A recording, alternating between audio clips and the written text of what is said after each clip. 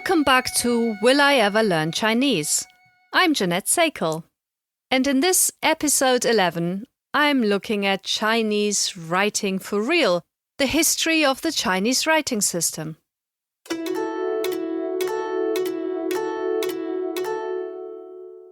The Chinese writing system is one of the oldest writing systems in the world, and unlike others such as cuneiform, which was used to write Sumerian over 5,000 years ago, it is still in use today, albeit in a somewhat different form from its origins.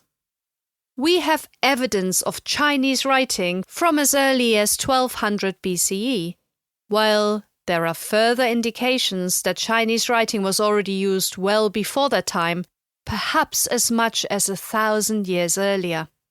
The initial characters were typically inscribed in pieces of turtle shell or ox bones, referred to as oracle bones. Their name gives away their function, and indeed they were used to tell the future and fortunes of the users.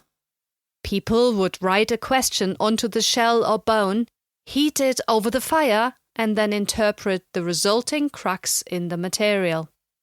At the same time, characters were also written cast in bronze. These were arguably more refined, as it was easier to write in the clay that would be used to cast a bronze item than it was to engrave images in bone or shell. The resulting characters on the oracle bones were a bit more angular and thus abstract, which in turn is actually somewhat more similar to modern Chinese writing. The bronze characters, on the other hand, were often elaborate pictures. While there is evidence of other writing, such as on bamboo and using brush and ink, examples are not very common, as these materials usually don't keep very well, at least not as well as bones and bronze.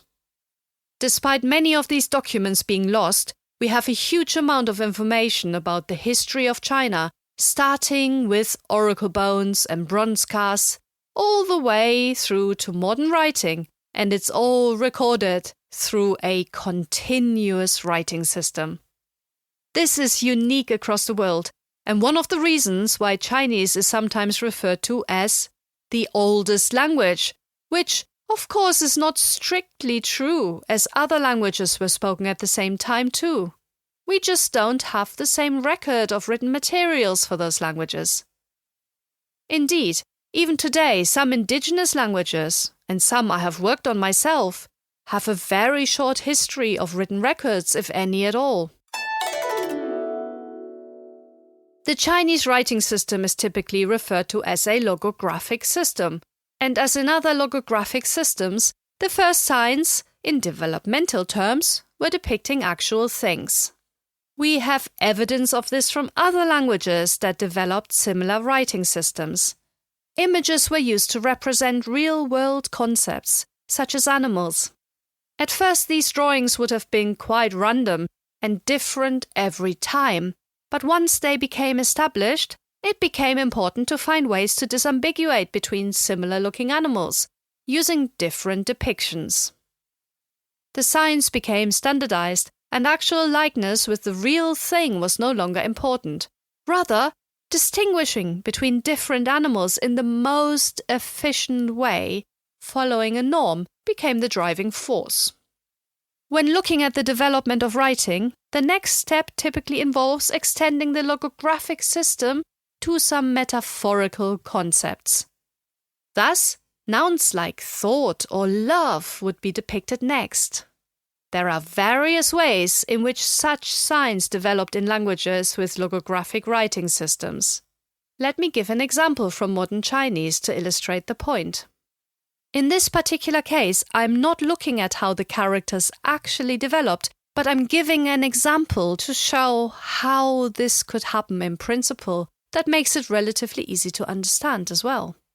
Similar sounding words in the spoken language can be depicted by similar characters, recognizing the likeness in sound. Imagine you have a word, ma, referring to the animal horse. There are other words pronounced ma in the language, such as mammoth and stag. Now you could use the same sign to refer to all of these. But what if the meaning was ambiguous? You could be talking about the bones of a horse you have found, or the bones of a mammoth. Well, the scribes writing down these early logographic languages came across this issue and had to develop tools to get around the ambiguity. In Chinese, they added little extra marks to the existing characters to make it clear what they were talking about, and thereby disambiguating signs. While the sign for horse appeared as one character, mammoth was subsequently written with a little extra mark, an element for animal, that this was a ma, but not the prototypical one, but it was still an animal. The verb to stack was using another element together with this ma form. This element is stone. So the stone element appeared together with the horse element to show that in this case it was something that was sounding like ma, but actually had something to do with stones. And what do you do with stones? Well, imagine stones being stacked. I guess it's not too far-fetched. Such meaning extensions also developed in other logographic languages. Cuneiform, our Sumerian language, did the same, but not as cleverly as Chinese. The additions were not narrowed or abbreviated in the same way as in Chinese. You would have various characters appearing together, making the arising system very complex, and it was very unclear where one element would start or end, or whether these were separate elements. This is likely to have contributed to the system eventually being abandoned.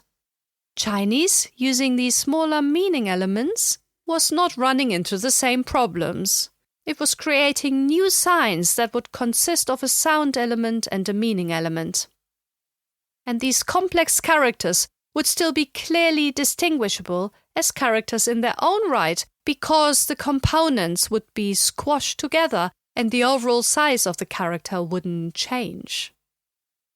The little meaning elements we've come across before. There are radicals, and in Chinese they're referred to as 部首, radicals. In developmental terms, as the writing system became more complex, not just words sounding entirely the same, homophones were used in this way, but also words that sounded slightly similar. So some other words pronounced ma with different tones would appear with the horse element. And in this case we have ma, mother, ma question marker, ma to scold, and ma and so on, and we discussed these earlier. Sometimes, however, the ma element, the horse element, could be used as a meaning element in a character and not as the sound. So it could be used as a radical. There are some words where this is the case, amongst them yan, test or examine, qi, to ride, as in ride a bicycle or ride a horse, and you can see where the meaning comes from here, pian, to swindle, and shuang, to burst in. Some of these may be more closely related to horse than others, but you could, for example, imagine a horse bursting into a door, which is the way the sign is built up. Through the extension of the signs, from the first depictions of actual things to abstract concepts including sound and meaning, the number of characters extended greatly. It is indeed still expanding today. Once I could see that there were links between the different characters, I was keen to find out whether it would make sense to just learn the radicals and some of the other sound elements, and then the rest of the system could just be regularly deduced from that. Well, sadly, the answer to this is no. While there are underlying logical elements within the system overall is arbitrary. Furthermore, some basic characters changed over time, fell out of use, became obscure. Today's Chinese characters are typically divided up into 6 different types, referred to as the Liu Shu, 6 scripts or 6 writings. They can be described in groups of 2, consisting of simple characters, combined characters, and exceptions. The 2 types of simple characters are consisting of only one element. The first one involves descriptions of actual things, like the original pictograms, mu, eye, and yue, moon. The other refers to simple characters that are not directly linked to pictograms, but describe more abstract things, such as xia, below, and shang, above, and yi, one. The next two types of characters are combinations of smaller units. The first type is merely a combination of meaning. For example, the character for ri, sun, and yue, moon, together produces the word ming, which means bright. And I guess meaning-wise, it's a combination of both, right? Sun and moon combined meaning bright. The other type of character in this combination is very common, and this contains a sound element and a meaning part. Ma, mother, that we discussed previously, has the phonetic, the sound element, ma, and it has the radical, the meaning element, nu, which appears squashed in front of this ma sound element. Once you know how the system works, it becomes easier to determine what a character might be pronounced like, or what it may mean. It is said that up to 90% of Chinese characters contain some form of phonetic element or indicator, which means that remembering characters is not as difficult as I initially thought. However, the system is far from being logical, and it is not always clear which element is the phonetic element and which element gives the meaning. While knowing how these characters are built up can be helpful, it is not a given that one can pronounce a word or understand what is meant by merely looking at a character. I came across a word in an old Chinese language book for foreigners. It consisted of two characters, which in turn consisted of various elements.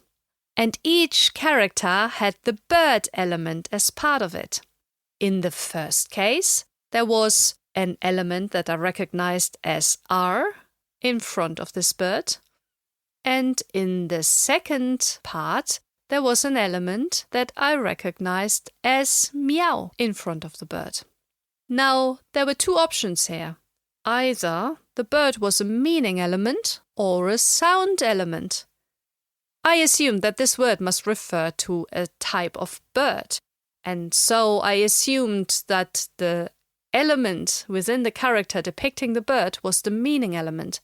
I assumed that the pronunciation must be something like R meow, depicting the other two elements. Looking up this particular combination in a dictionary subsequently, it turned out that this was correct. It was pronounced R meow with two rising tones, and it was indeed referring to an emu. This is a bird that does not exist in Chinese, so it's a loan word. I haven't talked about the exceptions yet, the exceptions to the characters. And they are rare, but they do exist, and they can really throw the learner. Some of these characters have changed over time. They can sometimes be confusing. They include things like yue and le, which are written the same, but pronounced differently and hold different meanings depending on which context they appear in. As I was progressing in my learning, I came across these inconsistencies from time to time, including very common forms, such as le, which is sometimes pronounced liao, lo, which is sometimes pronounced lao, he, which is sometimes pronounced huo.